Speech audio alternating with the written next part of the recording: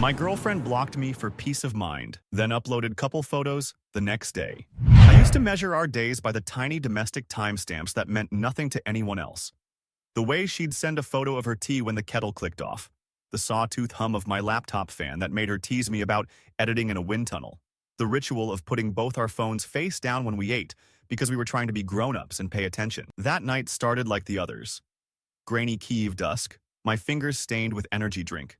The project timeline spilling from Monday into tomorrow without asking permission. She messaged me at 9:02. Running late. Salon overbooked. Don't wait. I typed okay and then need anything? And then deleted the next 4 things I wanted to say because they sounded like clutching. I kept working. The cursor blinked like a tired eye. At 10:41, she sent a voice note that was mostly air. A breath, a chair scuff, then her voice bright and brittle. I just need some peace of mind, Artie. She hadn't called me that since spring. Tonight, please. I'll text you tomorrow. It hit like an air pocket in a plane. I sent a heart because that was the performance of understanding. And she didn't open it. It stayed sent and not seen, which is the difference between being in someone's life and orbiting it. I told myself to be generous. People deserve quiet. Boundaries. That was the word she'd taught me when we were still volunteering to treat each other gently. I closed the laptop and washed the single plate I'd been ignoring since lunch. The water hissed against the ceramic like frying rain. In the living room, the wall clock stuttered through seconds. I lit the stupid cinnamon candle she hated because it smells like mall pretzels, and I let the apartment smell like a place where someone was waiting with dignity. At midnight, her profile photo disappeared from my chat list. The last messages grayed out. My tap opening to a blank wall. You've been blocked. The floor tilted a few degrees. I sat, then stood, then laughed in a soundless wheeze because we've all said dramatic things and then slept fine afterward. I texted her on SMS, where the blue bubbles don't exist, as if green would be more truthful. If you need space, I respect it. I'll be here. The message sent and perched there, featherlight and useless. I lay on the couch, not because I thought sleep would come, but because I needed to perform not panicking for myself. The cinnamon candle tunneled. A ridge of wax collapsed like a glacier into the wick. At 2:17 a.m., a bus hissed outside and laughed away down the street. In my phone's gallery, the algorithm showed me our memories like a taunt. Her in April with fringe too short, our beach day in Odessa, the stupid heart-shaped waffle that came out looking like lungs because I overfilled it. I pressed play on an old voice memo where she made up a song about my headphones eating my hair. I fell asleep to that, dreaming of static. Morning came with its rude blue certainty. I brewed coffee like an apology and opened my laptop. There were 3 new messages in the group chat. Taras, bro. Oksana, I'm sorry, don't shoot the messenger. Then a screenshot from Instagram. The photo showed Nika in an oversized beige hoodie I recognized as mine, tucked under the arm of a man I didn't. They were on a city bridge with the sky pretending to be coastal. She was laughing into his shoulder. His jaw was all thesis and no footnote. The caption was a white heart and the word, finally. My chest made that dry, tiny cough of a cracked jar when you twist the lid. I clicked through to the profile. His name was Marco, and his grid was a museum of forearms and protein fog. My thumb kept moving as if it had a mind outside mine. Another photo. Her head on his lap, eyes closed, the hoodie now his. Another. Their hands. Thumbnail long. A ring of sweat on his shirt as if romance glowed. The posted time read 1 hour. I checked Nika's profile. My access. Still blocked. The world is very efficient at moving on without you. My first narrative was the generous one. It's a campaign. She'd told me last week about a brand wanting authentic couple energy. She'd rolled her eyes telling me, said the manager wanted messy and real, but also polished and aspirational. And we laughed because those things don't live in the same house. I grabbed at that laugh like a rope. This must be content. She must be working. We live in an economy that sells intimacy by the carousel. I told myself to breathe. At 9:11, Oksana called without preamble. You saw it, not a question. I told her I was fine in a voice that would not be cast as fine in any production. She blocked me last night, I admitted. Said she needed peace. Then this Oksana exhaled like a kettlebell hitting the floor. Look, the photos. They're live photos. I can tell from the thumbnail shimmer. She has a 6th sense for visual metadata.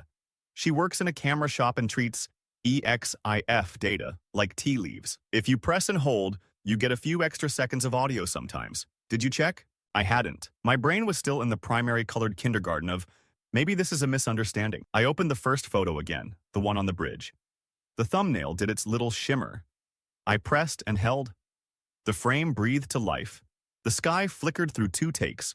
The camera dipped, as the photographer laughed. In the background, faint and unmistakable, her voice. One more, Marco. Closer. Pretend it's late. The sound was a pin through a butterfly.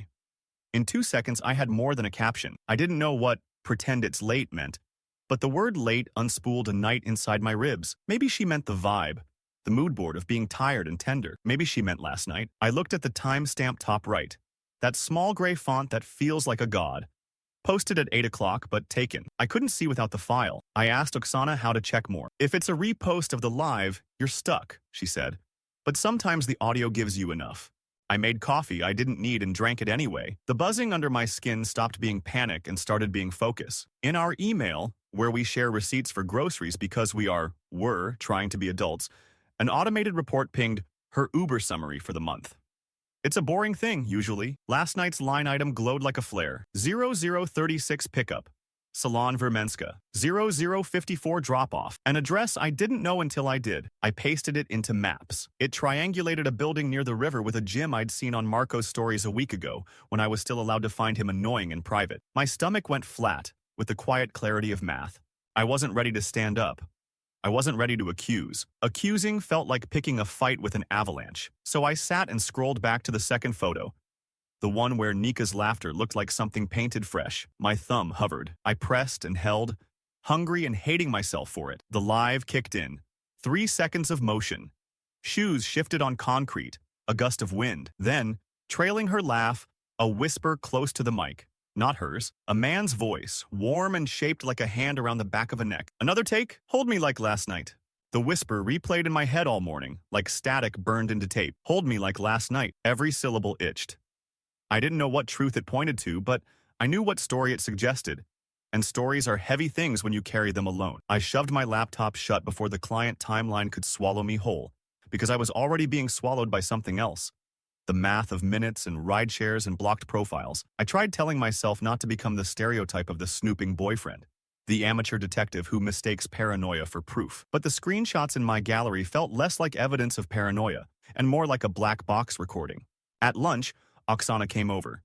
She had this practical air, the kind of friend who'd show up with both empathy and a USB stick full of forensic software. She plopped down with a bag of pelmeni, opened her laptop, and pulled up a tool she used at work. We can check if the metadata is stripped.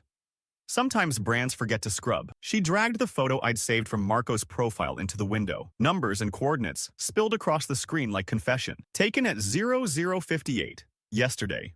Location tag matches the Rivna Fitness Club. She looked at me. That's his gym, right? I nodded. Throat a locked box. It was one thing to suspect. Another to have digits tell you what your heart was trying to edit out. She chewed thoughtfully, like she was processing data and dumplings in equal measure. You can rationalize, sure. Maybe she was there to scout locations. Maybe she left after. But she told you she wanted peace and then she blocked you. That's not the behavior of someone being transparent. Her bluntness was a lifeline. My mind kept trying to wrap everything in soft excuses. Maybe it was a client's idea. Maybe she thought blocking me was a kind of kindness, a way to stop me from watching her work. But the word peace clanged hollow when paired with coordinates of another man's gym. Later, scrolling through Nika's old stories, I spotted something so small it felt like a trap set by fate, a boomerang from 2 nights ago. Her shoes stepping through a turnstile. The shiny chrome gate reflected a blur of a logo. I froze the frame, zoomed in, and the letters lined up. RIVFITCLUB. Same place, same connection. The timeline was tightening like a noose. I remembered a conversation from months back when we were joking about people who vanish mid-argument. I told her, half serious, if you need space, just tell me. Don't ghost me. That's torture. She laughed, promised she wasn't that type. I talk too much to ever ghost, she'd said. Now the silence was louder than any argument. That night, I tried to eat, but the pasta tasted metallic. I opened our shared email folder again, where we dumped receipts so rent splitting didn't ruin us. And the Uber report glowed back. The drop-off near his building wasn't a coincidence. It was an itinerary. I shut the laptop like it was radioactive. Still, the brain is stubborn.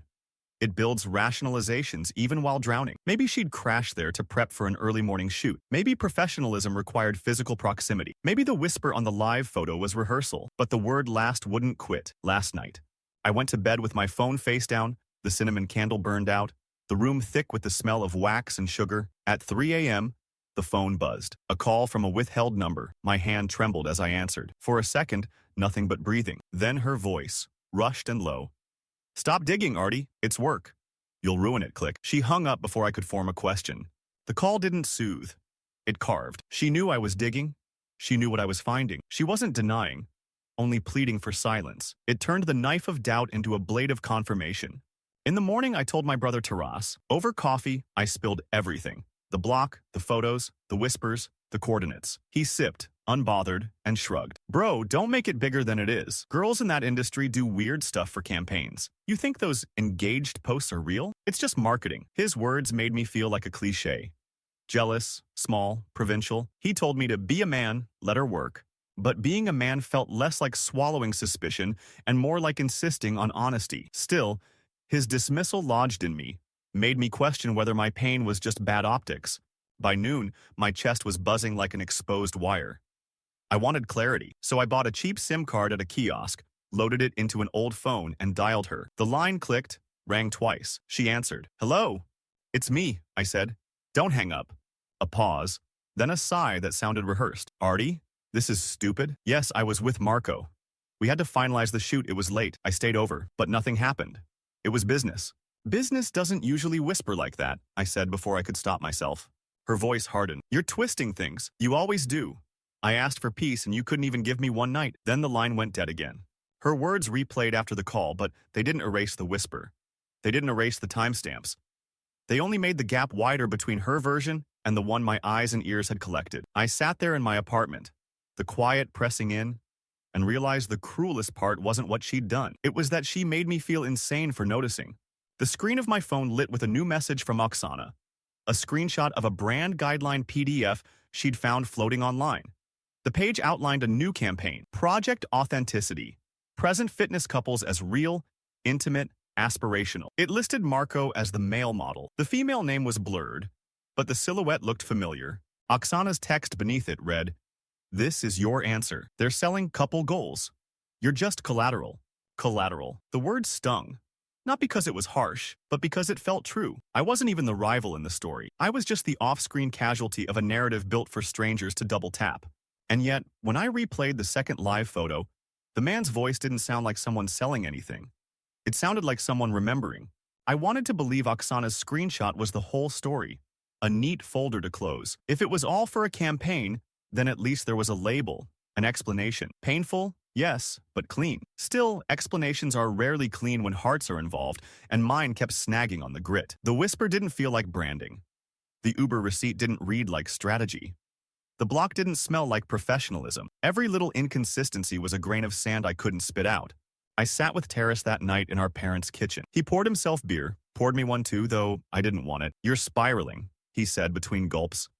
"If she's hustling, let her hustle. That's the life she chose. You don't own her." "I'm not trying to own her," I said, quieter than I wanted. "I'm just trying to understand why peace of mind means I get erased. Why does she need to disappear me to work?" He rolled his eyes. "Because you'd overthink everything. Which is exactly what you're doing now." He clinked my bottle with his and grinned like he'd settled it. To him, jealousy was weakness, not evidence. But I couldn't stop. The next day, I cracked. I used that burner SIM again and dialed her. She answered on the third ring, voice clipped, like I was a client she didn't want. "Why block me if it's just work?" I asked, straight out. Her sigh was loud, theatrical. "Because you dissect everything. I needed quiet. Marco and I were working late. We crashed at the gym loft. It was easier than driving across the city at 2 a.m. Nothing happened. Stop inventing drama." My pulse beat like a trapped moth. "Then what's the whisper in the photo? Why does he say last night?" Her silence stretched.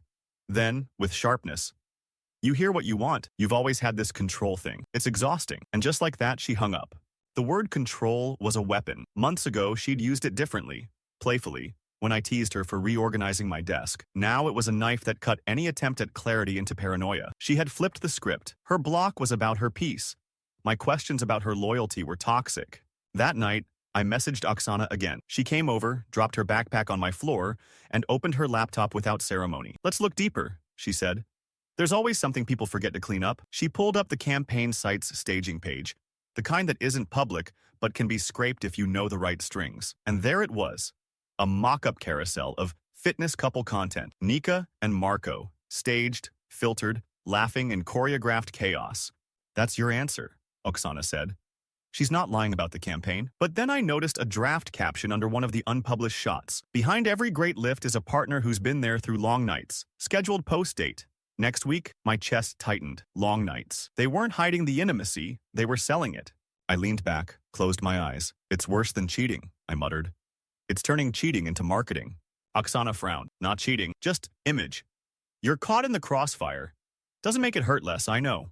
Still, I couldn't let it go. I opened that first live photo again. Pressed.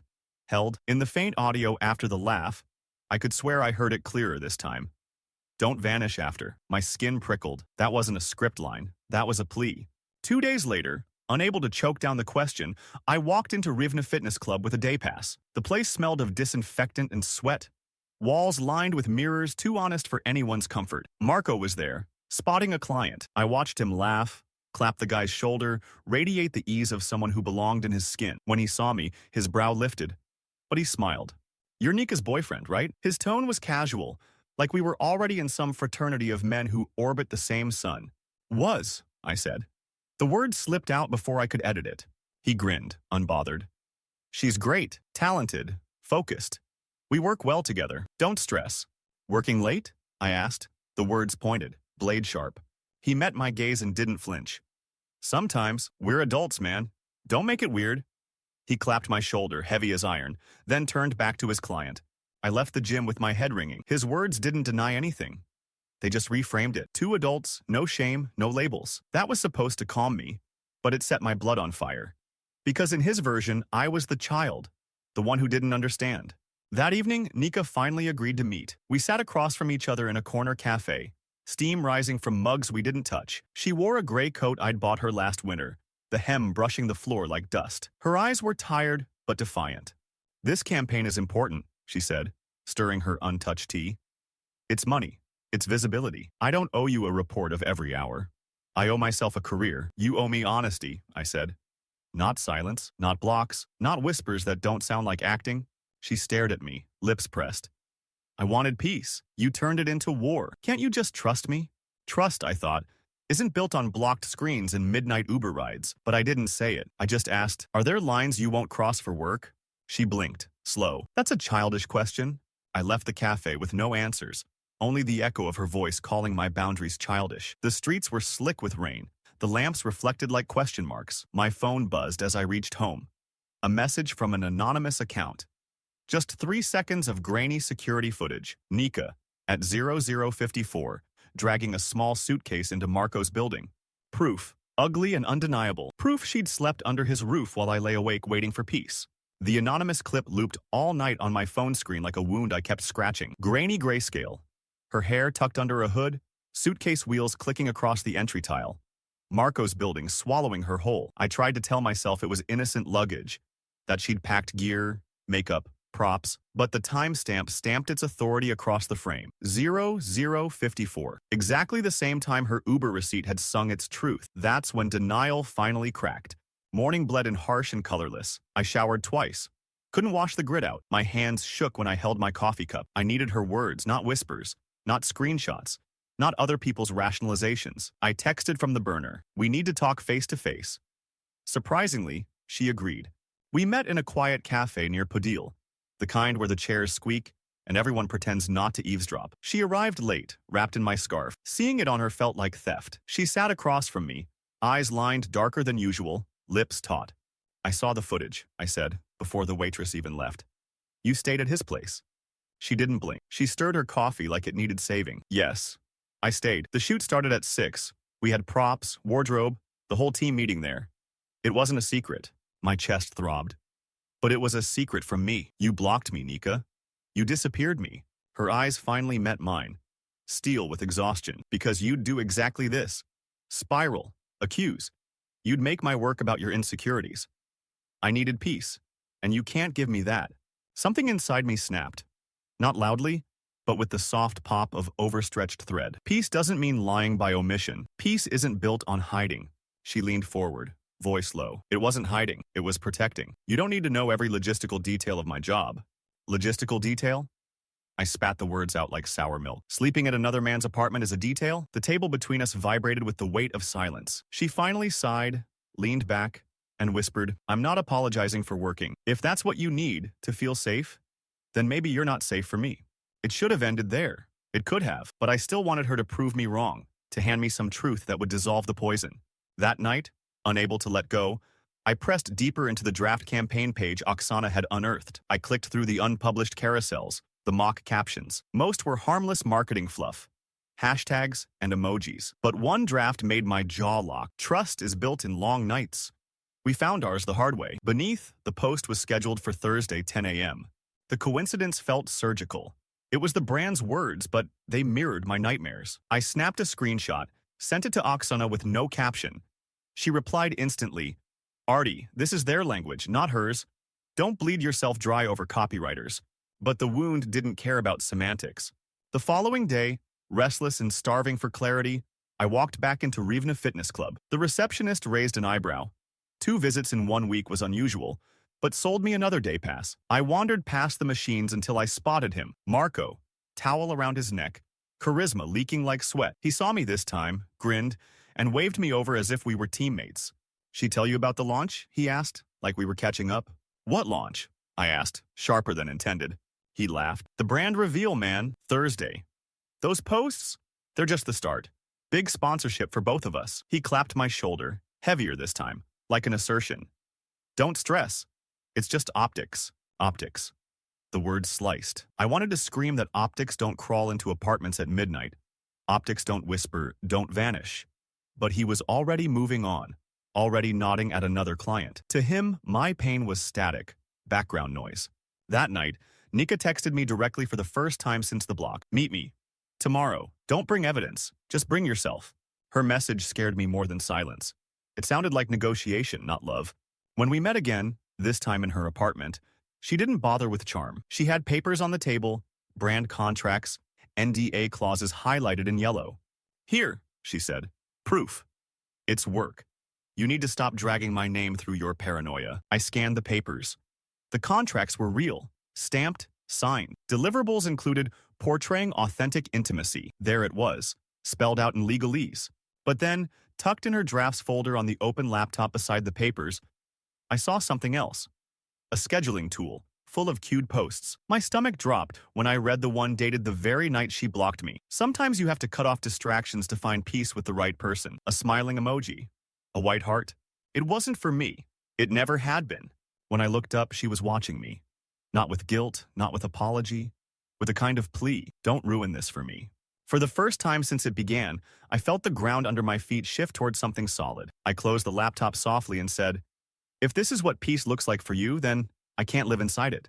Her face tightened, but she didn't argue. She only whispered, "Then keep quiet. Don't tell anyone. Don't make me the villain." And in that moment, I realized she wasn't asking for forgiveness. She was asking for silence. When I left her apartment, the city air felt raw and cold. My phone buzzed again with another anonymous message. This time, not footage, just text. "She's been scripting this for weeks. Decide if you're a prop or a person." The anonymous message burned a hole in my pocket the whole tram ride home. Prop or person. It sounded cruel, but it also sounded like truth disguised as a dare. My hands shook against the glass of the window, the city flickering by in fragments. I thought of every time she'd called me steady, every time she'd promised no ghosts, no vanishing acts, and how easily she'd turned me into a shadow while she rehearsed a new script with him.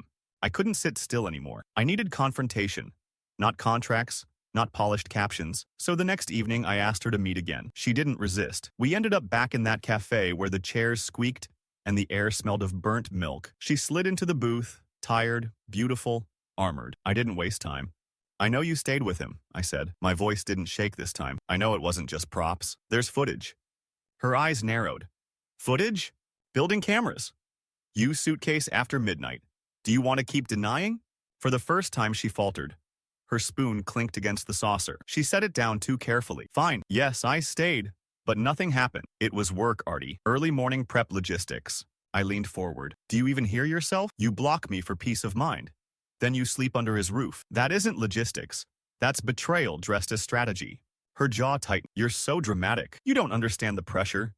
You think my job is just hair and smiles, but it's politics.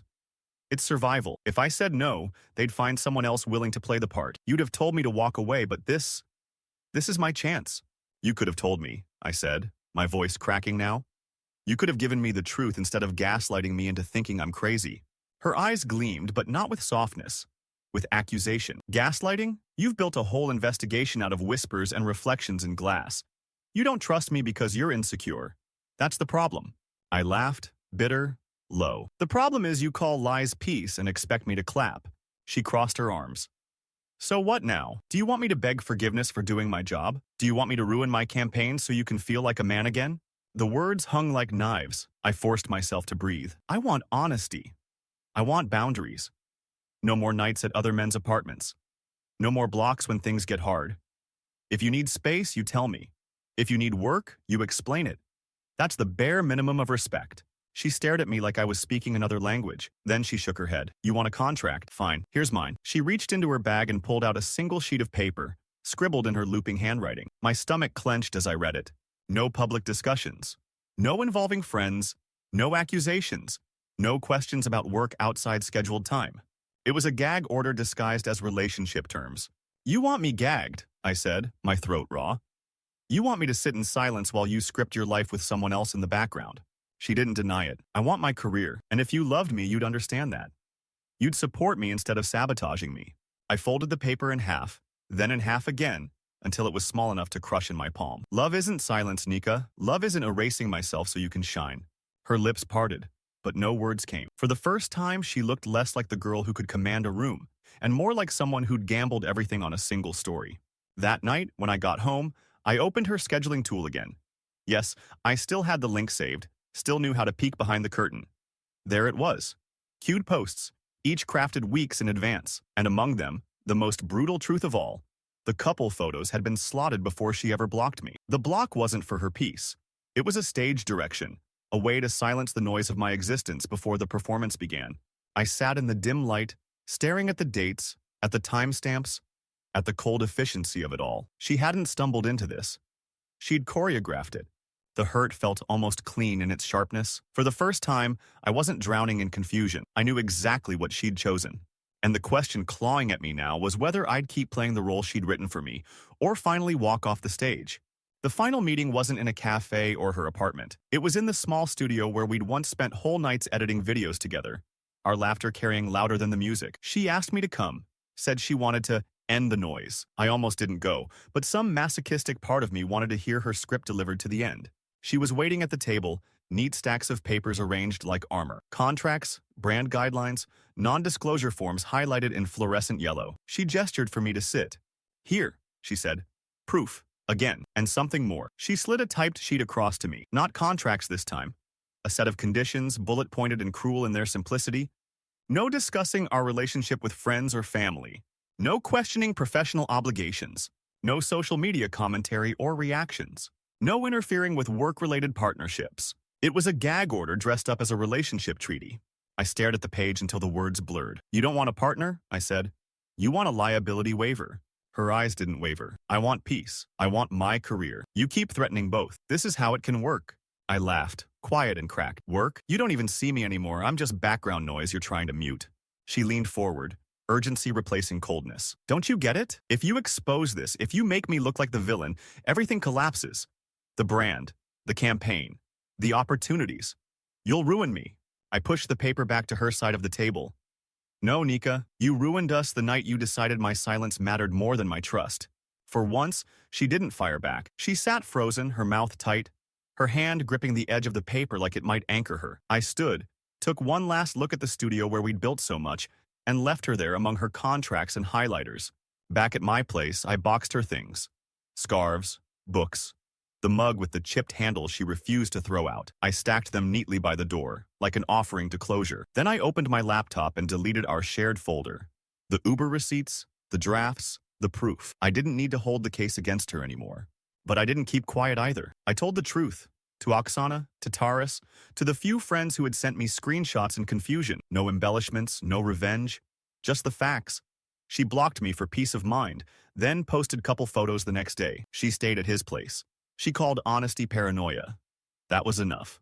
A week later, she posted again, a photo of herself in a soft glow, captioned, "Some people can't handle your peace, and that's okay." A white heart. Comments flooded in with support and affirmations. She got the narrative she wanted. I didn't reply. For the first time, I didn't feel the need, because peace, I realized, isn't the silence someone forces on you. It's the moment you stop betraying yourself just to be chosen. That night, I joined Oksana on her building's roof. We sat on the edge with mugs of tea, watching the sky bruise into dawn. She didn't ask questions, didn't push advice. She just let me breathe. My phone buzzed once. An unknown number, a short message. "You did the right thing." I put it back in my pocket. The city was waking below us, restless, unfiltered, alive. For the first time in weeks, the noise in my chest was gone. Not because she'd given me peace of mind, but because I'd chosen it myself. And I finally understood. Sometimes the truest love is refusing to play the role someone else writes for you.